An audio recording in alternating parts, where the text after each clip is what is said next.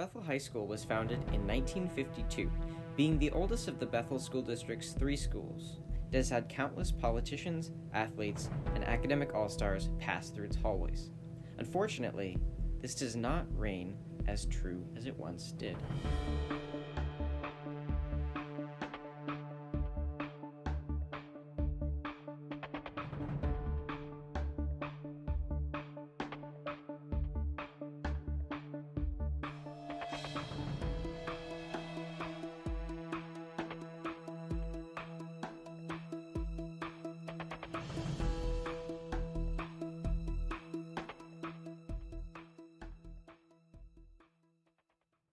Students have voiced their concerns over the years, but their feelings have yet to be appropriately communicated. I'm a cheerleader, and so I go to a lot of different schools for a whole bunch of different events, and I'm gonna be honest with you, I have never seen a school as bad as ours. Our school is by far one of the saddest schools I've ever been to and walked into. Bethel High School is kind of the black sheep in Pierce County area. We're one of the most out-of-date high schools. Open Cougar Mountain and brand new building, everything was fine. Coming here, it was totally different, step back in time. Bethel students have a sense of apathy towards our building because that's the general sense of it. The current state of classrooms here impact the way students learn. It just feels really cramped in those classrooms, and the classrooms also have really big sizes. One of my classes has like 34 people in it, I think, and it's really hard to learn with that many people crammed in one room, especially when not everybody even has a desk or a chair, and some people are having to sit on the counters. I sat on the counter one year, I sat under a desk one year, and I'm in my 3rd year, and this is the first year where I haven't had to sit somewhere super obscure. It's just a sense of where could they go else, and I don't want to have a class where kids have to sit on the floor or on the counter because I don't have enough chairs or desks or there isn't physical space for them. Our classrooms have so many students, it's really hard to get one-on-one time with the teacher. It's hard to hear the teacher sometimes, and to it's like a lot of my classes last year especially, we didn't really get through the whole curriculum because of how much we have to start and how it's hard for the one teacher to equate to everyone's difficulties. It actually hurts the students when our building is not designed to meet industry standards for 21st century learning. And so while we work really hard as a staff and district to make sure that our students get that learning opportunity, everybody, even the community, has to work 2 to 3 times as hard to help our students get to that point. Bethel High School is also known for its building, which has yet to be updated. One must admit that it's hard to learn in a school that has water leaking into the roof. Our maintenance and facilities people are here all the time, anything that needs to be fixed. But there's only so many repairs that you can make to our HVAC system. There are only so many repairs that you can make. Our auditorium, we have chairs that that we've had to take out for safety reasons, and now we are missing all these seats from our auditorium. We actually need a whole new set of auditorium seats that are going to be outrageous to pay for. When I go to choir concerts, there's people who are standing and not even able to sit down, and then they leave as soon as their kid's done or as soon as their friend's done. On stage, we do not have enough room for our concerts a lot of the time, and then for parents watching our concerts, some of them leave early and people don't have enough places to sit. When it rains super hard, sometimes the building leaks and you can see visible water puddles and rain falling from the ceiling. Roof leaks here, heat pumps, they're leaking, plumbing issues all over the school, all these things you didn't have at Cougar Mountain. There's so many things just walking down the hallway. If you look up, you'll be able to see water stains where it leaks, and even the light fixtures leak.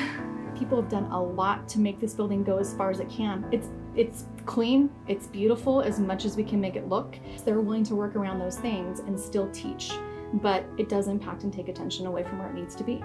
Students also attempt to eat in an ever-increasingly loud and crowded lunchroom. I eat in the lunchroom about half the time. Sometimes I go outside. It's just so crowded, and there's not enough space. I stand with a group of friends and it's super crowded and there's like 5 of us at like the one circular table and we all kind of like bumping elbows when we eat lunch. But that's how I eat lunch every day. I do eat in the lunchroom. However, I don't go into the lunch lines because those take a really long time to get your food at. I leave the classroom 3 minutes early just so I can get there and avoid all the crowds because the lines get so long. You can't walk through. It just gets so long where it's just a giant block of students until everybody gets their lunch. That's why I stopped eating there. All I do now is just eat in my classroom. And before, like, it used to not be so long to go in line and get my lunch, but now it just takes forever, kind of like a first come, first serve type of situation, which I don't think it should be. For some people who go in there like a little later on because they have farther classes from the cafeteria, it takes them a lot longer, maybe even 20 minutes. Even the most private areas in Bethel are crowded. Bathrooms. Like, especially for certain times of the day when we have our passing periods, there's sometimes when it gets super crowded. You'll like go there and then there's like 3 or 4 people like in line waiting to go, which I don't like, which isn't really what I want. Some of them don't flush, some of them do flush, some of them flush for 2 minutes straight. They're always full, so I know there's kids that are late to class, even if they get to the bathrooms right as the bell rings. I know they're still going to be late because it's just they're always full and we only have 2. Over the past few decades, the population surrounding the school has grown, but the building itself has remained the same. In this light, overcrowding is the simplest and most obvious term to describe what students deal with on a daily basis. There's some classes where like I don't even have time to stop at all, like I just have to go because of the super bad hallway. It's like a bottleneck hallway that has many different names, bottleneck, suicide hallway. It's just so awful and you're always running into people and bumping into people. Like I'm so close to people I don't even know and everybody's pushing and shoving. Everybody touches your personal space. There's no personal space.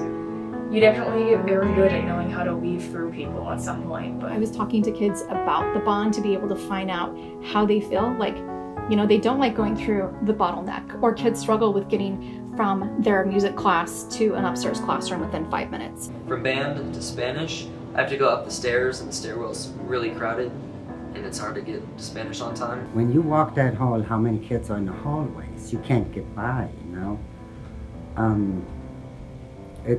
It needs to be updated, that's for sure. I have a lot of classes that are outside, going back from outside and inside, so I kind of have to walk like briskly through the hallways and stuff. I always hurry up and go to my class and go to my locker really quickly because sometimes it gets so crowded all the time. It usually takes me almost all passing period. Like I'll start walking and I won't be there till the 1 minute bell. Since 1980, the district has proposed 21 bonds.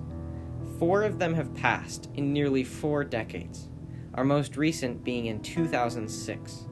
This unfortunate trend of low pass-fail ratio has left students struggling to feel comfortable in their own school. In overcoming the circumstances, students have worked especially hard to enhance the community around their school through active leadership, collaboration, and working together. I get to know students that are here, so it's not personally no more, but we have a lot of good students. I'm really happy. Bethel deserves to have a functional building, and I think we are maybe 2-3 years past what I think is fair to be called functional. I don't think that kids deserve to sit in an old portable that smells kind of musty. I don't think kids deserve to sit in the classroom that every time it rains, you have to put buckets out. I don't think that kids deserve to be standing in the gym lobby and once again, rain is dripping on them. I think that they deserve a building that's going to fit their needs and they're able to focus in the classroom and on learning, which is where we should be focusing. I would say look into this topic and please try to vote because it's really, really important and us students would really appreciate it. Plus, I know the teachers will too. Talk to students. Talk to students in your home and your kids' friends and find out how they feel about Bethel High School in the building. Amidst the debate, students are doing their best to take action. Over that time span of a month, we students of Bethel High School have produced something worth considering when you vote.